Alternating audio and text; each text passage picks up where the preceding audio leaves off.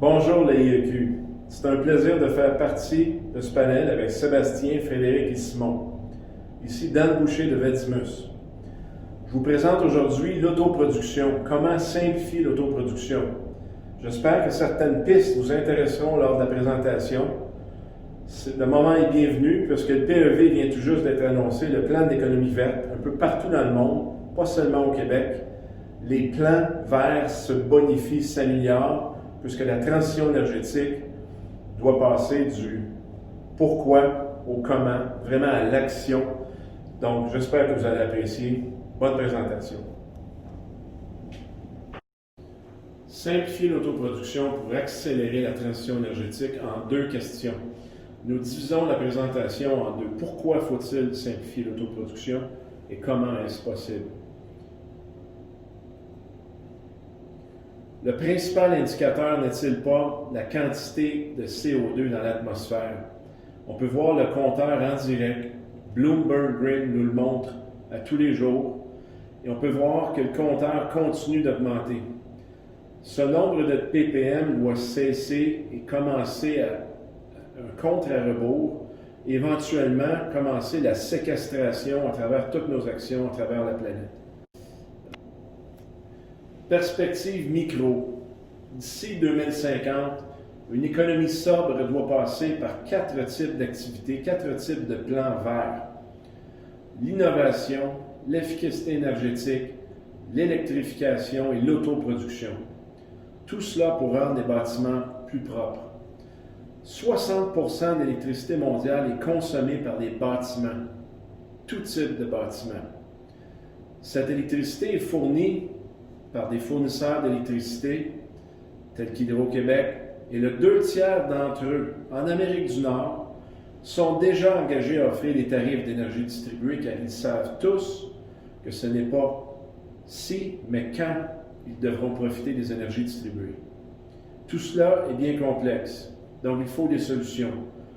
Dans le comment, nous allons voir une solution clé en main pour les nanoréseaux, pour la clientèle C2I, commerciale, institutionnelle et industrielle. Perspective de la clientèle C2I, commerciale, industrielle et institutionnelle. Qu'est-ce que demande cette clientèle? Premièrement, qui sont-ils? 80% des décisions sont prises par l'exécutif de ces organisations. Les présidents, les CFO, les gens en position d'autorité. Qu'est-ce qu'ils souhaitent? Ils souhaitent des projets à plus petite échelle, les fameux PPA, Power Purchase Agreement, dont nous entendons parler, où des agrégations de besoins sont faites entre différentes organisations, sont complexes, trop longs. Donc, la clientèle souhaite des projets à plus petite échelle, à l'échelle du bâtiment, à l'échelle du kilowatt. Leur principale motivation est la réduction des GES, évidemment, les économies est une autre raison principale. Et au Canada, par exemple, il y a 2,5 milliards de marchés dans la prochaine décennie, d'ici 2030, pour des nanoréseaux, pour construire des nanoréseaux, c'est-à-dire des systèmes électriques derrière le bâtiment, derrière le compteur, pour un même bâtiment, pour que ce bâtiment devienne autoproducteur d'électricité selon ses besoins entiers ou partiels. Et plus c'est complexe, évidemment, on peut ajouter plusieurs bâtiments. Un bâtiment lui-même est déjà complexe, mais un parc immobilier à travers différentes entreprises, différents fournisseurs, différentes provinces, parfois différents pays, complique énormément les plans d'énergie, les plans verts de ces organisations. Les business cases sont extrêmement complexes. Ils ont besoin d'aide. Donc, message ici, avec l'intelligence artificielle, le savoir-faire et un bon processus, on peut simplifier leur vie. Ici, on va faire une transition entre le pourquoi et le comment simplifier l'autoproduction. On peut voir les révolutions dans la première colonne. La décentralisation est une tendance qui s'accentue. La digitalisation continue, la monétisation des données, la décarbonation de l'énergie, évidemment, et à celle-là, on ajoute la crise sanitaire mondiale qui laissera des traces pendant de nombreuses années. Dans la première colonne, on voit l'énergie centralisée, le fameux réseau principal, qui est plus complexe devant le compteur. Les systèmes existants, l'infrastructure est vraiment imposante, donc beaucoup de questions sur la pérennité pour étirer la vie de ces équipements. Au Canada, nous sommes chanceux, 77% de notre énergie est propre. Et beaucoup de dépendances matérielles également compliquent la situation avec la crise sanitaire mondiale. Les énergies décentralisées, plus rapides, car on les installe derrière le compteur. Elles sont plus abordables et les projets ont des échéanciers beaucoup plus courts. Ce sont de nouveaux systèmes plus performants. Dans 99% des cas, c'est une énergie qui est totalement propre et la distanciation avec les énergies distribuées est une chose qui est facile à gérer. Donc le message ici, c'est que les énergies centralisées et les énergies décentralisées doivent cohabiter. Comprendre les enjeux de la clientèle est fondamental. La transition énergétique pour ces organisations est très complexe. Imaginez un parc immobilier réparti sur une large géographie, plusieurs États, plusieurs provinces, plusieurs pays. Donc, c'est très difficile d'exécuter un plan lorsqu'on a de la difficulté à définir. C'est un problème qui est croissant d'ailleurs.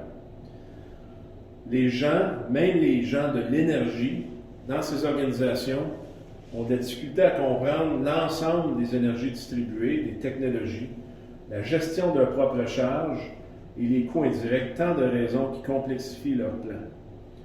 Donc, ici, le message, c'est qu'il faut comprendre la nature des enjeux. Il faut aussi savoir qu'il y a 500 000 bâtiments de 4 étages et moins au Canada. Donc, ce marché est considérable. On peut en compter 6 millions en Amérique du Nord. La tâche est énorme. Donc, on passe au comment. Voici une solution clé en main. On vous présente aujourd'hui la solution Vadimap. Très heureux de vous en parler, puisque c'est une solution de transition énergétique pour cette même clientèle. Donc, Vadimap est une solution pour les organisations qui souhaitent réaliser des projets d'énergie renouvelable. On parle ici de nano-réseaux, des systèmes électriques à l'échelle du bâtiment. Et 3 objectifs préoccupent les organisations pour chacun de leurs bâtiments. Premièrement, les économies de coûts d'énergie. Il faut réduire les coûts d'énergie. L'efficacité énergétique vise à réduire la consommation, à réduire l'énergie. Mais ici, on se concentre dans le premier objectif sur la réduction des coûts d'énergie. Le deuxième consiste à ajouter de l'autonomie au bâtiment, également de la résilience, de l'efficacité opérationnelle. Donc, l'apport des batteries ici, du stockage d'énergie est souhaitable. Et le troisième, évidemment, c'est l'empreinte environnementale, l'empreinte carbone. Donc, cette solution, avec ces objectifs-là, est destinée à faciliter la gestion de l'autoproduction, de l'ajout d'autoproduction, un bâtiment à la fois. Sous le capot, Vadimap est particulièrement complexe. On souhaite maintenir cette complexité à l'extérieur des plans verts de ces organisations-là.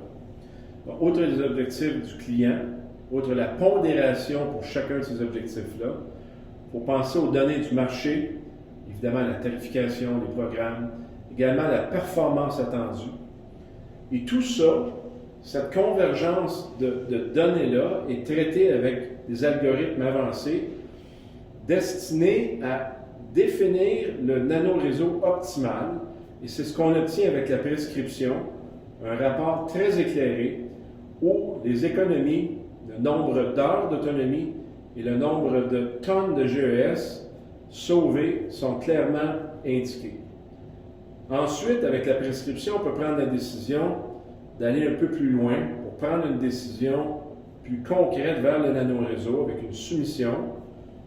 Les partenaires sont impliqués, donc il y a vraiment une association entre différentes parties pour pouvoir offrir un nanoréseau à réaliser, à installer chez le client. Évidemment, ultimement, le nanoréseau, le mettre en service et commencer à profiter de tous les avantages qui ont été estimés au départ avec une analyse parmi des milliers d'itérations on a un nanoréseau optimal sur mesure.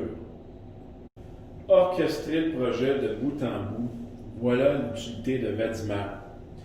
On peut obtenir une étude de faisabilité très rapidement, à un coût très accessible, grâce à la prescription holistique pour le bâtiment qui nous intéresse.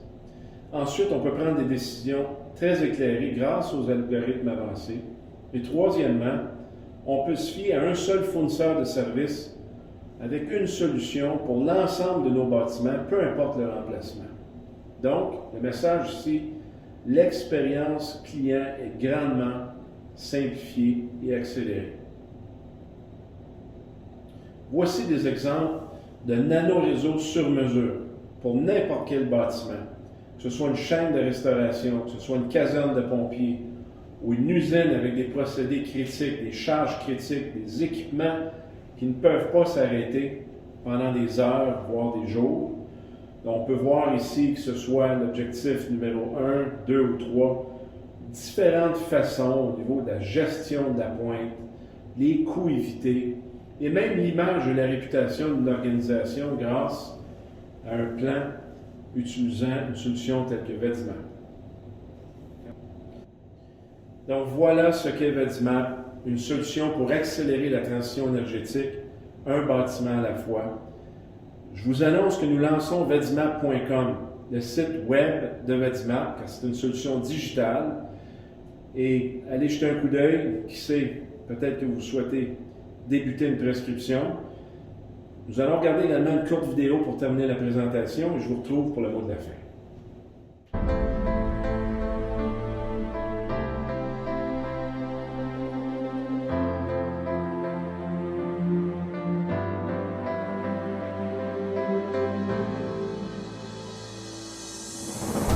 Vadimap, c'est une solution clé en main pour les organisations qui désirent réaliser des projets d'énergie renouvelable sur leurs bâtiments commerciaux, institutionnels et industriels. On les appelle également nanoréseaux.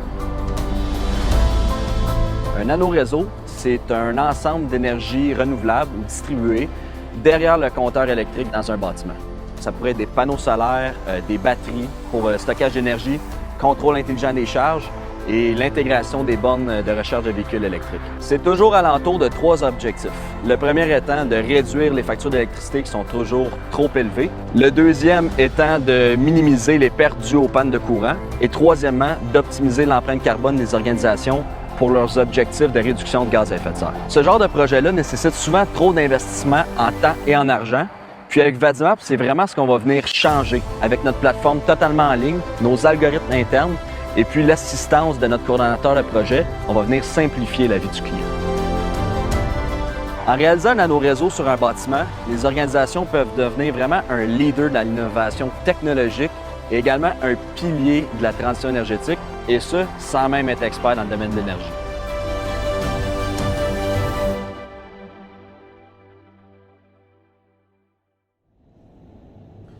Merci de votre attention. J'espère que vous avez apprécié. Je voudrais insister sur une chose. Vadimap est une solution québécoise. La majorité de nos partenaires sont au Québec. Vous pouvez voir ici certains des collaborateurs. Donc, ce n'est pas seulement l'idée de Vadimus, c'est vraiment l'idée d'un nombre de partenaires et d'un nombre d'experts importants.